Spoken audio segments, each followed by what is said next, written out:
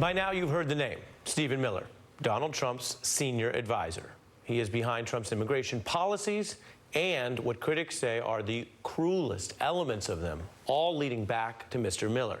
There's an extensive report in the New York Times on this. The Washington Post also has this deep dive, detailing how he seized this moment to battle immigration and noting he is the man who literally scripts Trump's immigration policy, pulling the strings behind the scenes, pushing this very controversial new rule that might not even ultimately pass court muster to punish poor, legal immigrants just because they need, say, food assistance.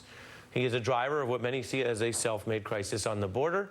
The report is he's responsible for the infamous zero-tolerance policy that ripped up families.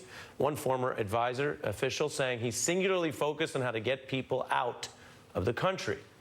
And this is the man who, remember, back when he used to appear in public more, said this president will not be questioned. And now he's praising his boss in a different type of interview.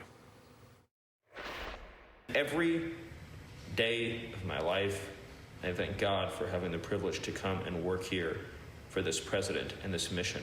You cannot understand anything that I say, do, or think if you do not understand that my sole motivation is to serve this president.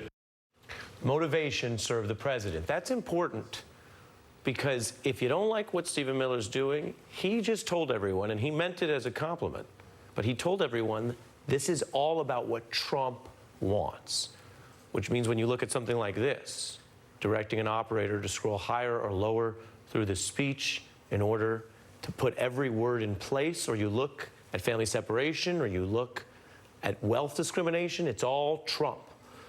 Another employee says that Miller could, quote, harbor racist views. Anybody who says that is an ignorant fool, a liar, and a reprobate who has no place in civilized society. It is a scurrilous and scandalous lie, born of a complete and total lack of understanding of the harms done by uncontrolled migration to people of all backgrounds. That is Mr. Miller's response, and we air it because he deserves his response. But again, the point is he's telling everyone it goes back to Trump, personally serving Trump.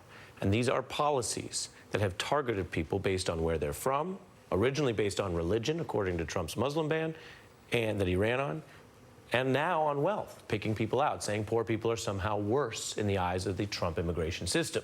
And that's to say nothing of policies that have led to the overcrowding, the inhumane conditions, the kids in cages, people separated from their parents, or boil it all down to one thing, the image of an 11-year-old in tears wondering where her father would be after an ICE raid, which is why some of this, when you take it together, it all adds up.